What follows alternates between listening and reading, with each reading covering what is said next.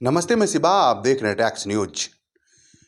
पूरी दुनिया पहनेगी भगवा। जी हां दोस्तों, आपको बताते चलें सीएम योगी का बड़ा बयान देते हुए उन्होंने पूरे देश और दुनिया को चौंका दिया। उन्होंने कहा जो कि जिस हमारे पिने हुए कलर यानी भगवा कलर पर लोग उंगली उठा रहा है, आप विश्वास रखिए एक रोज पूरा विश्व यही भगवा कलर पर गर्व करेगा। आपको बताते चले मथुरा में एक कार्यक्रम के दौरान सीएम योगी से जब सवाल किया गया हिंदुत्व और उनके भगवा कलर पर, सवाल ये था जो कि आखिरकार विपक्षी और कुछ जो सनातन विरोधी है वो आपके इस रंग पर भी अब आवाज उठा रहे हैं और सनातन धर्म पर भी आवाज उठा रहे हैं। योगी महाराज ने क्लियर कहा जो कि सनातन धर्म पर पहले भी राक्षस और दैत्यों ने हमला किया है, लेकिन उन सब का सर्वनाश हुआ है और अभी भी कुछ दैत्य राक्षस प्रवृत्ति के आदमी हैं जो सनातन के विरोध कर रहे हैं, उन सब का भी इलाज होगा। वहीं पर उन्होंने कहा जो कि सनातन सत्य है और सनातन ही एक धर्म है, बाकी सब पाखंड है। वहीं पर आपको बताते चलें सीएम योगी ने मथुरा में एक और बड़ा बयान देते हुए पूरे देश को चौंका दिया। उन्होंने कहा जो कि मथुरा का तो रास्ता बिल्कुल साफ और क्लियर है, वो तो यहाँ के नेताओं ने फंसा रखा था अपना वोट बैंक के कारण। उन्होंने सीधा सीधा अगर आप बात करें तो बिना नाम लिए अखिलेश यादव पर तीखा हमला किया। जी हां दोस्तों, आपको बता दें सीएम योगी ने कहा जो कि कैसे अपनी गंदगी राजनीतिक रोटी सेकने के लिए लोगों ने धर्म के साथ मजाक बनाए रखा और साथ ही साथ सनातन धर्म का बकोटा उखाड़ कर रख दिया। उन्होंने अखिलेश यादव पर तीखा हमला करते हुए कहा जो कि ये देश और दुनिया को संदेश जाएगा जो कैसे मथुरा का रास्ता साफ हुआ है। ये ज़्यादा समय की बात नहीं है, कुछ दिन रुकिए, मथुरा का भी रास्ता साफ हो जाएगा।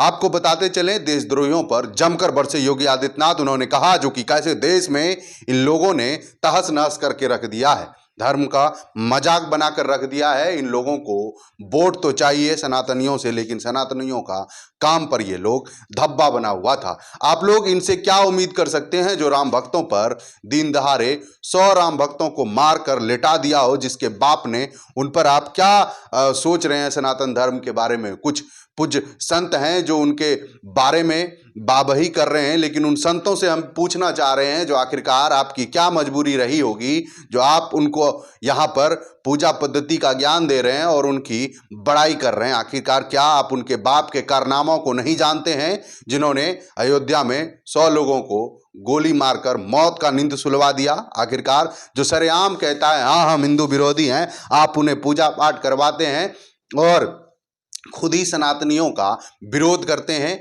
आखिरकार आप चाहते क्या हैं। उनके बाद वहीं पर नहीं रुके, उन्होंने ये भी कहा जो कि संभल में हमारा एक सीओ है, उन्होंने कहा जो कि संभल के सीओ पर मीडिया ने जब सवाल किया जो संभल के सीओ पर बड़े बड़े आरोप लग रहे हैं जो आखिरकार वो इतना बड़ा बयान कैसे दे रहे हैं, तो उन्होंने कहा जो कि बयान तो तब भी दिया जा रहा था जब मंदिर में घंटा ना बजने का आदेश क्या पूरे यूपी में घूम घूम के अखिलेश यादव ही बोला करते थे? नहीं, उनके पुलिस बल ही बोला करता था जो कि इस मंदिर में घंटा नहीं बजेगा तो इस मंदिर में पूजा नहीं होगा। उसी का आज विपरीत हो रहा है, तो बहुत लोगों को पेट में दर्द हो रहा है। हमारे जो सीओ हैं वो पहलवान है, साथ ही साथ अनुज चौधरी बहुत ही संस्कारी पुलिस अफसर है जो सरकार के नियम और कानून को लागू करवाने में सख्ती से प्रयोग करते हैं, तो वो बहुत खराब हो गए।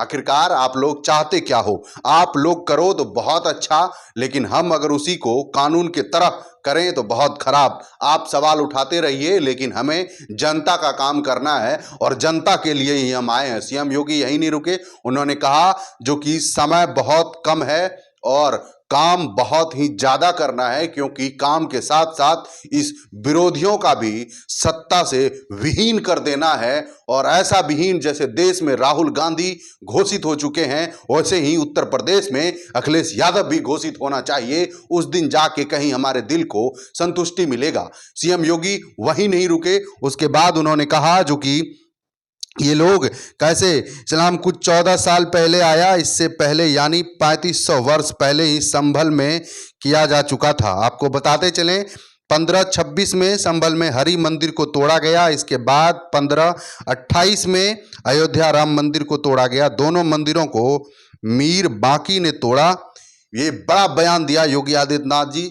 अब जरा आप सोचिए, आप हम क्या सोच रहे हैं, लेकिन योगी आदित्यनाथ हमारे बारे में क्या सोच रहा है ये भी मायने रखता है, क्योंकि आज तक जितने भी पार्टी बना है वो देखा गया है जो कि सनातन के विरोध में ही बात किया है।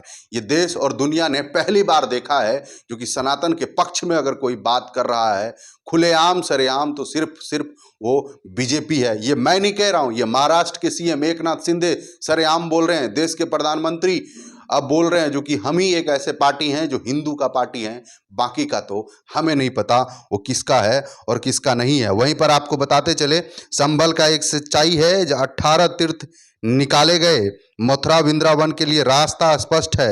एक दिन पूरी दुनिया भगवा पहनेगी। औरंगजेब को आदर्श मानने वाले विकृत तारीफ करने वाले पुत्र का नाम औरंगजेब रख रहे हैं। आपको बताते चले, वही नहीं रुके, उनके बाद औरंगजेब की तारीफ करने वाले पर भी योगी आदित्यनाथ जमकर बरसे। उन्होंने कहा जो कि ये सनातन की भूमि है, संतों की भूमि है, ये सनातनियों का देश है। इस देश में औरंगजेब का गुणगान करने वालों का भी बखौला उतार दिया जाएगा। अगर आपसे नहीं संभल रहा है तो आप यूपी भेजिए।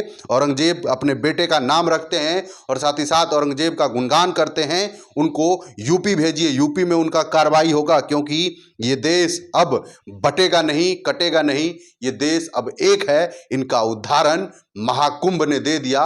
बहुत सारे विपक्षियों को ये पेट में दर्द भी हुआ था, क्योंकि उन्होंने भड़काने का पूरा कोशिश किया, जलाने का पूरा कोशिश किया, दंगा भड़काने का पूरा कोशिश किया, लेकिन सनातनी शांत रहे, एक रहे, एकत्र रहे, जिसका परिणाम 65 करोड़ श्रद्धालु ने महाकुंभ में डुबकी लगाए। और उस डुबकी के बाद कितने सारे विपक्षों के पेट में दर्द हो गया है, हार्ट अटैक आ गया है, जिसके बाद विपक्ष ने तरह तरह की गीत गाना शुरू कर दिया। उस गीत में सबसे बड़ा बयान ये आया जो कि हादसे में बहुत सारे लोग मारे गए, प्लानिंग बिल्कुल शून्य था।